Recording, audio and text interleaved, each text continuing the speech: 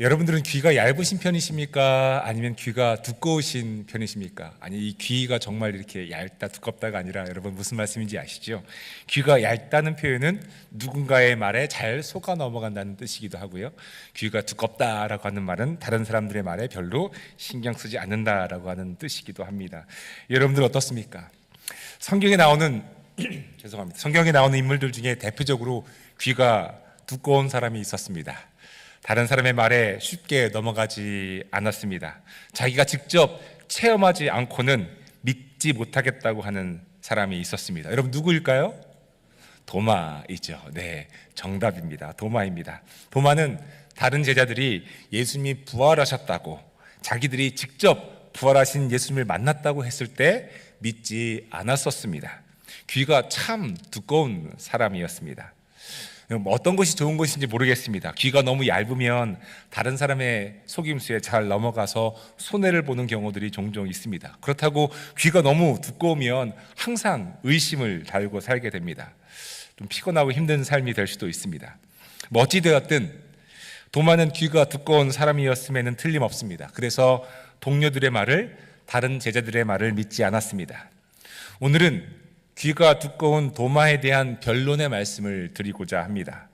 기독교의 역사에서 도마를 변론한 것을 그리 본 적은 없는 것 같습니다. 그저 의심 많은 도마, 아니면은 도마의 불신앙, 이렇게 이름을 붙여진 인물로 기억할 뿐입니다. 그런데 도마의 입장에서 보면 조금은 억울할 수 있겠다 싶었습니다. 그래서 오늘 말씀을 통해 도마를 한번 변론해 보고자 합니다. 결국 도마를 변론한다는 것은 여러분, 신앙이 무엇인지, 믿음이 무엇인지에 대한 이야기를 할 수밖에 없을 것입니다. 의심이 많은 도마, 믿지 못했던 도마를 변론하자면 무엇이 믿음인지를 나눌 수밖에 없기 때문에 그렇습니다. 오늘 말씀의 제목은 그래서 도마를 위한 변론입니다.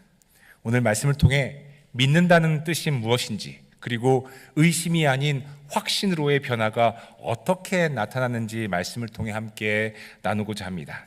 오늘 한번 도마의 입장에서 예수님의 부활을 바라보겠습니다. 도마의 입장에서 억울한 마음을 한번 공감해 보겠습니다. 오늘 말씀을 통해 도마의 고백, 아까 28절 읽었는데요, 28절에 나오는 도마의 고백, 나의 주님, 나의 하나님의 고백이 우리의 고백이 되는 은혜가 있기를 간절히 소망합니다. 그 이유는 나오지는 않지만 도마는 예수님께서 제자들에게 나타나셨을 때 그들과 함께 있지 않았었습니다. 즉, 도마가 없었을 때 예수님이 나타나셨었습니다. 요한복음 20장 19절을 보면 성경은 이렇게 기록하고 있습니다. 그날 곧 주간의 첫날 저녁에 제자들은 유대 사람들이 무서워서 문을 모두 닫아 걸고 있었다. 그때 예수께서 와서 그들 가운데로 들어서셔서 너희에게 평화가 있기를 하고 인사말을 하셨다. 처음으로 예수님이 부활하신 후에 제자들에게 나타나신 장면입니다. 이때 도마는 없었던 것이지요. 하필이면 말입니다. 오늘 이 말씀에 주간의 첫날 저녁에라고 되어 있는데 이 뜻은 주일입니다. 예수님께서 주일에 부활하셨기 때문에 부활하신 날 저녁에 제자들에게 나타나신 것이지요. 제자들의 반응은 어떠했을까요? 계속해서 성경을 보면 이렇게 나옵니다. 이 말씀을 하시고 너희에게 평화가 있기를 이라는 말씀을 하시고 나서 두 손과 옆구리를 그들에게 보여주셨다. 제자들은 주님을 보고 기뻐하였다. 제자들의 반응이 여러분 어떠했다고요? 말씀해 보니까요. 다시 한번 띄워주시겠습니까? 예. 어떻게 돼 있다고요? 맨 마지막 절에요? 주님을 보고 뭐 했다고요? 기뻐했다. 제자들은 주님을 보고 기뻐했습니다. 주님은 자신이 부활하신 예수님이라는 걸 증명하기 위해서 손과 옆구리를 보여주시고 제자들은 기뻐했죠. 며칠이 지났는지 성경은 밝히고 있지 않지만 제자들이 부활하신 예수님을 만난 후 다시 모여 있었습니다. 그때에는 도마도 함께 있었습니다.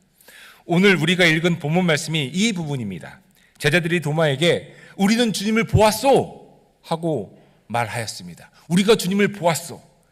그런데 도마는 그들의 말을 믿지 않았습니다. 도마는 그들에게 이렇게 말을 합니다. 나는 내 손으로 그의 손에 있는 난 내 눈으로 그의 손에 있는 못자국을 보고 내 손가락으로 그 못자국에 넣어보고 또 내 손을 그의 옆구리에 넣어보지 않고서는 믿지 못하겠소. 여러분, 이 말은 너희들 거짓말이야, 난 도저히 못 믿어 라고 하는 말입니다.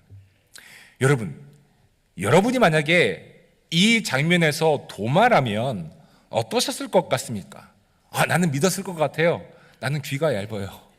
나는 못 믿었을 것 같아요. 나는 귀가 두꺼워요. 뭐 그럴 수도 있겠죠. 여러분, 어떠셨을 것 같습니까? 제자들이 하는 말을 믿을 수 있었겠습니까? 도마는 왜 제자들의 말을 믿지 못했을까요? 아니, 한두 명이 아니라 다른 모든 제자들이 한 목소리로 부활하신 주님을 만났다고 했는데 도마는 그들의 말을 전혀 믿지 않았습니다. 조금 의아한 부분이 여기에 있습니다. 그것은 도마가 귀가 두꺼워서 다른 사람의 말을 잘 안 듣는 성격이었다고 하더라도 3년을 같이 지낸 제자들인데, 어떻게 보면 형제보다 더 가깝게 함께 지냈던 제자들이었는데 어떻게 그들의 말을 믿지 않았을까 하는 것입니다. 조금이라도 정말인가? 라고 생각해 볼 수 있었어야 되는데 전혀 그렇지 않았습니다. 3년을 같이 지냈는데 말이죠. 다른 사람이, 잘 모르는 사람이 그런 말을 했다면 안 믿었던 것이 이해가 되는데, 함께 지냈던 제자들이 예수님의 부활을 이야기했는데 도마가 믿지 못했습니다. 혹시 도마가 의심이 많아서라기보다는, 도마가 귀가 두꺼워서라기보다는 예수님을 보았다고 전해주었던 그 다른 제자들에게 이유가 있었던 것은 여러분 아니었을까요? 도마의 입장에서는 의심이 많다는 평을 듣는 것에 대해 억울하게 생각하는 부분이 없었을까요? 이런 생각을 하고 묵상을 하는데 눈에 보이는 성경 구절이 있었습니다. 제자들이 모여 있었을 때의 상황을 설명하는 구절이 눈에 띄었습니다. 그것은 아까 읽었던 요한복음 20장 19절입니다. 그날 곧 그 주간의 첫날 저녁에 제자들은 유대 사람이 무서워서 문을 모두 어떻게 하고 있었다고요? 문을 닫아 걸고 있었다. 그때 예수께서 와서, 이렇게 됩니다.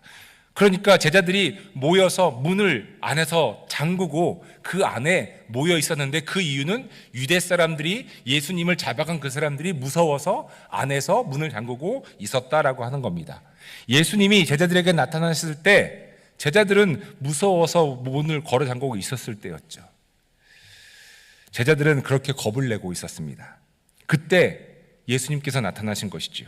죽은 줄 알았던 스승 예수님이 생전에 예수님의 말씀처럼 죽음을 이기시고 살아나신 것이죠.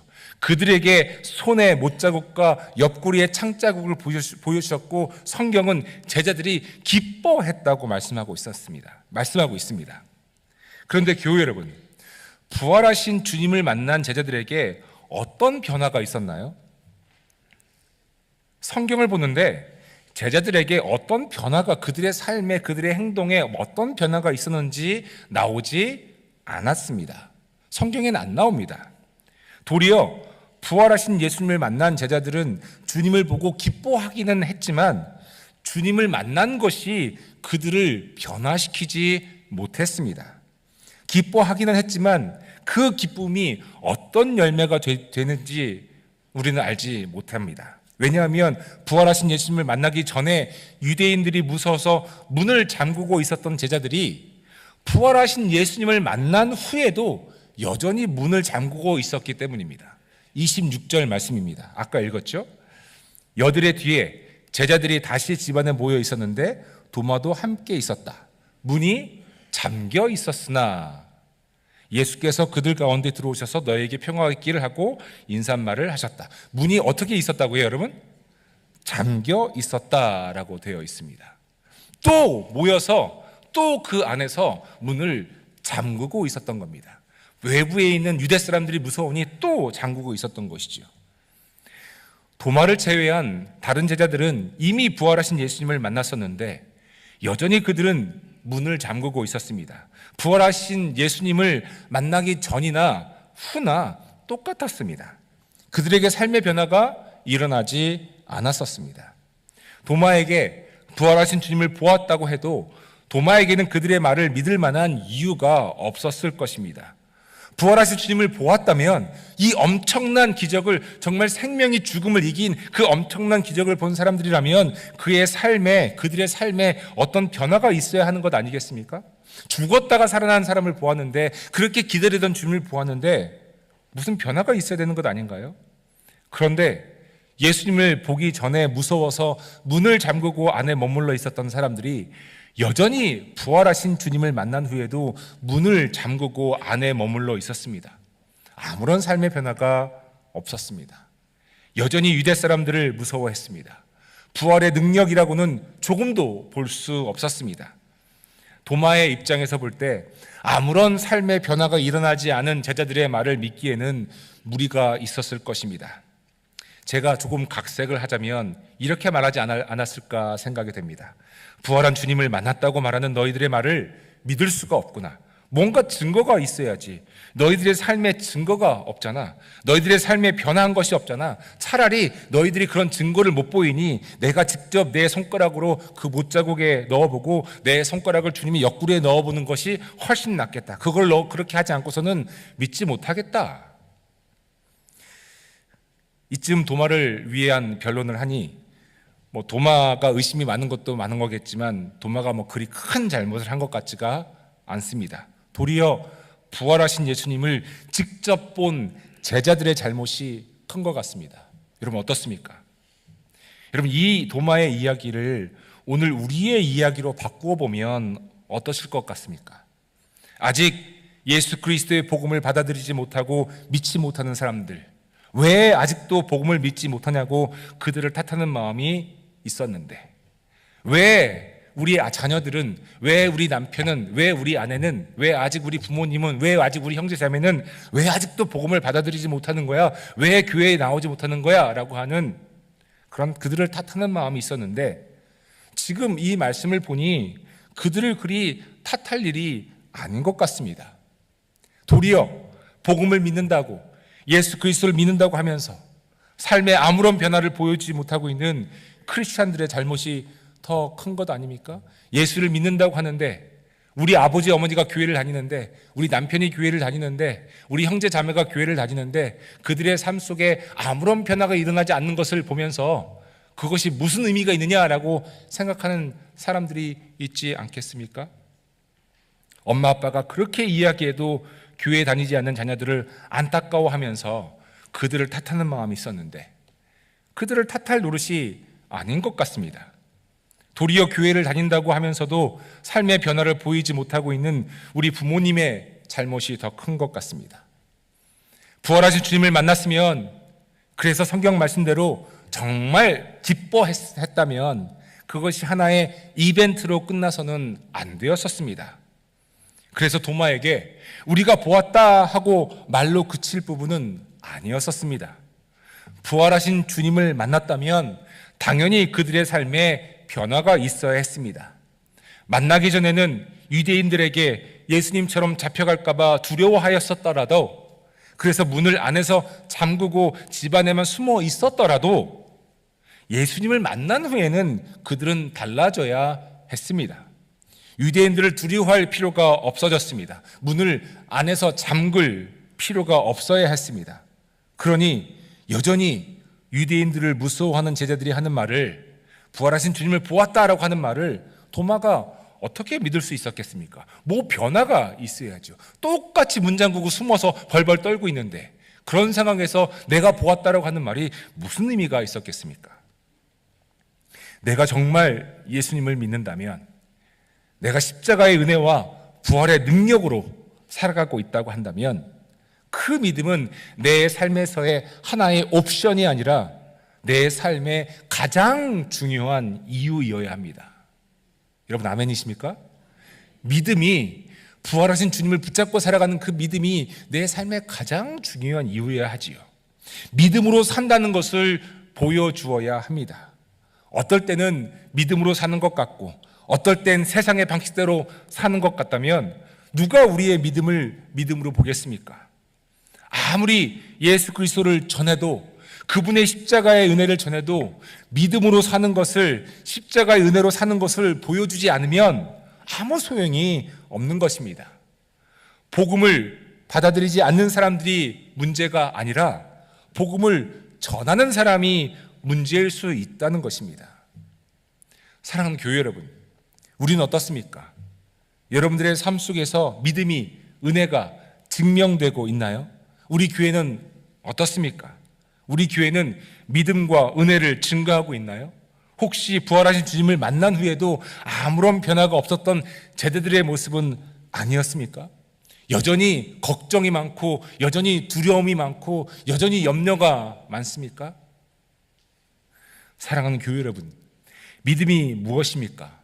무엇을 기준으로 믿음이 좋은 사람, 믿음이 약한 사람이라고 구분을 할 수 있을까요? 믿음이 좋다고 하는 것이 여러분 무엇을 의미할까요? 교회 여러분, 믿음은 능력입니다. 우리 함께 따라해 봅시다. 믿음은 능력. 믿음은 능력. 믿음은 아무런 힘이 없는 것이 아니라 능력입니다. 능력이 없는 믿음은 없습니다.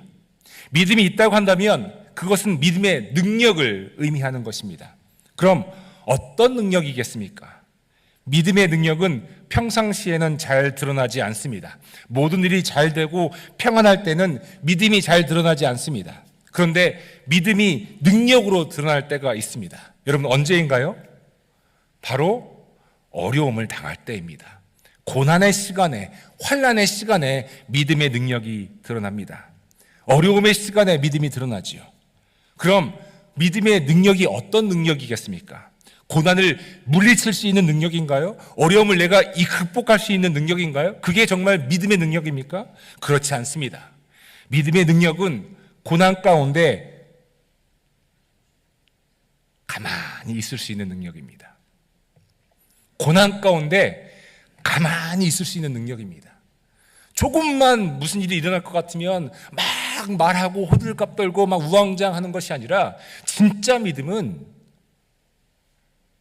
아무 소리 하지 않고 가만히 있을 수 있는 능력입니다.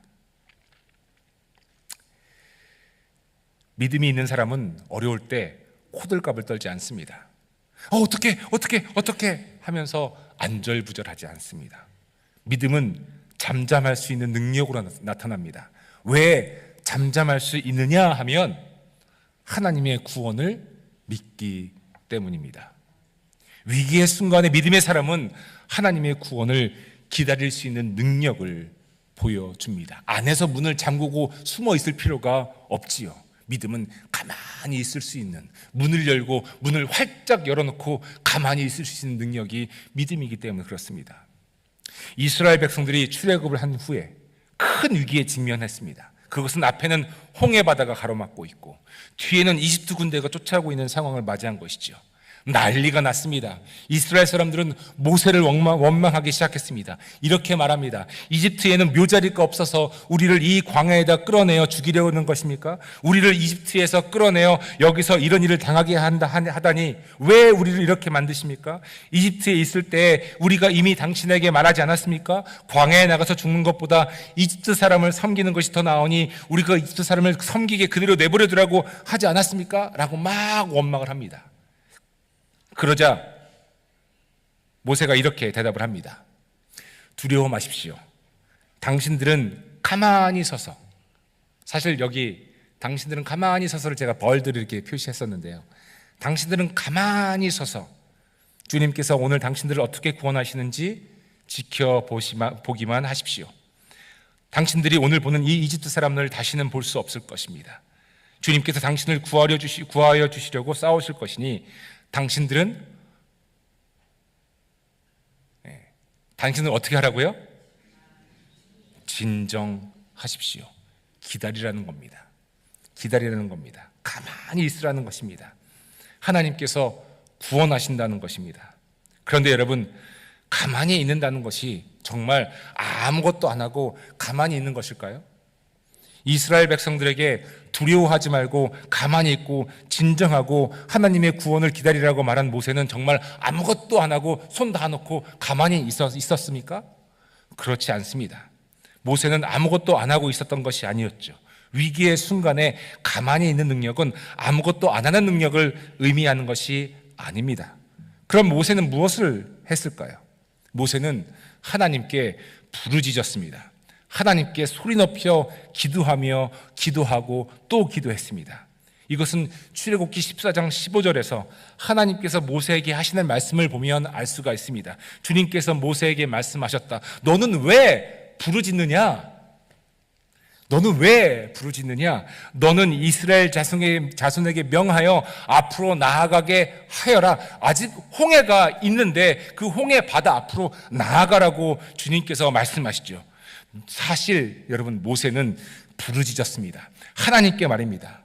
믿음은 가만히 있을 수 있는 능력이라고 말씀드렸습니다. 하지만 오해하지 마시기 바랍니다. 아무것도 안 하고 있는 것을 의미하지 않습니다. 믿음은 겉으로 보기에는 가만히 있는 것처럼 보여도 위기의 순간에, 어려움의 순간에 하나님을 가장 먼저 찾고 하나님께 부르짖습니다. 믿음은 능력입니다. 가만히 있는 것 같지만 오직 하나님께만 매달리는 선택을 하는 능력, 그것이 믿음입니다.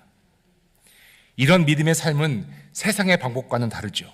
세상에서는 위기의 순간에 나를 도와줄 사람을 먼저 찾습니다. 누가 이 문제에 조언을 해주고 해결의 방법을 알려줄지 사람을 먼저 찾습니다. 인맥을 동원합니다. 친분을 적극 활용합니다. 그래서 사람에게 도움을 요청합니다. 그러나 믿음의 사람은 사람을 먼저 찾지 않습니다. 하나님을 먼저 찾습니다. 도리어 사람들 앞에서는 담담합니다. 사람들 앞에서는 잠잠하지요. 사람들 앞에서는 가만히 있는 것처럼 보입니다. 속으로는 하나님을 찾으며 하나님께 부르짖으며 하나님의 구원을 기다립니다. 그리고 결국 하나님의 구원을 받습니다. 사랑하는 교회 여러분, 이런 믿음의 삶을 살지 않고 어떻게 예수님의 복음을 다른 사람에게 전할 수 있겠습니까? 믿음의 삶을 보여주지 않으면서 어떻게 믿음을 가지라고 말할 수 있겠습니까? 믿음은 하나님께 매달리는 능력이며 따라서 하나님의 구원을 기다릴 수 있는 잠잠함이 믿음의 능력인데, 조금만 무슨 일이 일어나면 큰일 난 것처럼 호들갑 떨면서 어떻게 믿음을 말할 수 있겠습니까? 조금만 우리 아이가 숙제 안 하면 너 숙제 안 했다고 그렇게 혼내면서 어떻게 믿음을 말할 수 있겠습니까? 조금만 교회에서 다른 이견들이 막 나오면은 이거 어떡하냐고 빨리 설명해 달라고 하는, 그렇게 이야기하면서 어떻게 우리가 믿음을 말할 수 있겠습니까? 조금만 내 삶에 병이 닥쳐오고 조금만 내 가정에 어려움이 닥쳐오면 이거 호들갑 떨면서 어떻게 해결해야 되나 동분서주하는데, 그런 모습들을 보고 자녀들이 무슨 믿음을 배울 수가 있겠습니까? 무엇이 예수님을 만난 능력입니까, 여러분? 도마를 제외한 다른 제자들은 부활하신 주님을 보았지만 그들의 삶이 변하지 못했었습니다. 여전히 두려움의 문을 걸어 잠그고 있었죠. 어떻게 도마가 그들의 말을 믿을 수 있었겠습니까? 말로는 부활하신 주님을 만났다고 하는 다른 제자들이 말은 했지만 여전히 두려움으로 살고 있는 제자들을 보고선 도마는 그들의 말을 믿을 수 없었을 것입니다. 그에게 예수님의 부활을 의심할 수밖에 없는 이유는, 부활을 확신할 수 없는 이유는 도마의 성격이 의심이 많은 성격이라기보다는 제자들의 변화가 없는 삶의 모습 때문이지 않았을까요? 사실 말씀의 제목을 도마를 위한 변론이라고 썼지만, 도마를 위한 변론이라기보다는 믿지 않는 사람들의 믿지 않는 이유라고 해도 좋을 것 같습니다. 우리의 책임입니다. 믿는 사람들의 책임입니다. 우리가 믿음이 있는지, 부활하신 예수님을 믿는 믿음대로 살고 있는지 돌아보아야 합니다. 도마에게 나타나셔서 도마에게 자신의 못작업과 옆구리를 보여주신 예수님은 도마에게 마지막에 이렇게 말씀하십니다. 너는 나를 보았기 때문에 믿느냐? 나를 보지 않고도 믿는 사람은 복이 있다. 교회 여러분, 이 말씀은 사실 도마에게만 하신 말씀이 아니었습니다. 거기에 모여있던 모든 제자들에게 하신 말씀이었고 오늘날 우리에게 하시는 말씀입니다. 믿는다고 하면서 믿음의 삶을 살지 못하는 우리에게 믿음으로 살라고 하시는 말씀입니다. 보았어도 변화가 없었던 제자들에게 문을 잠그지 말라고, 두려워하지 말라고 하시는 말씀인 것입니다. 어려움과 고통 속에 있는 우리에게 두려워하지 말라고, 주님을 믿으라고 하시는 말씀인 것이죠. 이제 말씀을 정리하고자 합니다. 나름 도마는 억울했을 것 같습니다. 다른 제자들의 말을 믿지 못했던 것은 부활하신 주님을 본 그들의 삶에 변화가 없었기 때문인데 자신을 의심 많은 사람으로만 여기는 것에 대해 억울한 마음이 들었을지도 모르겠습니다. 우리는 어떻습니까? 예수 그리스도를 믿는다고 십자가의 은혜와 부활의 능력으로 산다고 하면서 혹시 우리의 삶에 십자가의 은혜와 부활의 능력이 나타나지 않는 것은 여러분 아닌가요? 위기의 순간에 믿음의 능력으로 살기는커녕 세상 사람들처럼 나를 도와줄 사람을 찾기 위해 동분서주하고 믿음을 그냥 하나의 선택으로 여기며 사는 것은 아니겠습니까? 저는 간절히 바랍니다. 우리 모두가 믿음의 능력으로 살기를 간절히 바랍니다. 사랑하는 교회 여러분, 구하십시다. 믿음의 능력으로 살게 해달라고 말입니다. 세상의 방법이 아니라 스펙을 쌓으며 살아가는 이 세상의 구조에 갇혀 사는 인생이 아니라 믿음으로 잠잠할 수 있는 능력으로 살 수 있게 해달라고, 하나님을 먼저 구하며 하나님의 구원을 기다릴 수 있는 믿음으로 살게 해달라고 여러분 우리 함께 구하시기를 바랍니다. 세상의 방법이 아닌 믿음의 능력으로 살 때 예수 그리스도의 복음이 우리의 삶을 통해 증거되고 다른 사람들에게 복음이 전해질 것입니다. 믿음의 능력이 우리에게 충만하기를, 십자가의 은혜와 부활의 능력만이 우리의 삶을 통해 증거되기를, 그래서 믿음으로 살아가는 우리의 모습을 보고 예수님의 부활이 증명되기를, 그렇게 되기를 주님의 이름으로 축복해 드립니다.